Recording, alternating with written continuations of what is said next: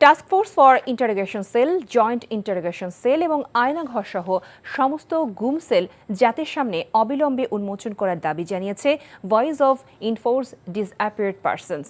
বৃহস্পতিবার রাজধানীর শাহবাগে এক মানববন্ধন কর্মসূচিতে আয়নাঘরের ভুক্তভোগী, তাদের পরিবারের সদস্য এবং এখনও যারা গুম অবস্থায় আছেন তাদের স্বজনরা অংশগ্রহণ করেন।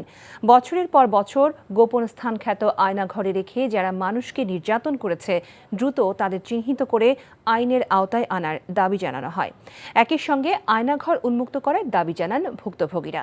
আয়নাঘরের নির্দেশদাতা শেখ হাসিনা, তার পরিবারের সদস্য এবং ঊর্ধ্বতন কর্মকর্তাদের আন্তর্জাতিক আদালতে বিচারের দাবি জানান মানববন্ধনকারীরা।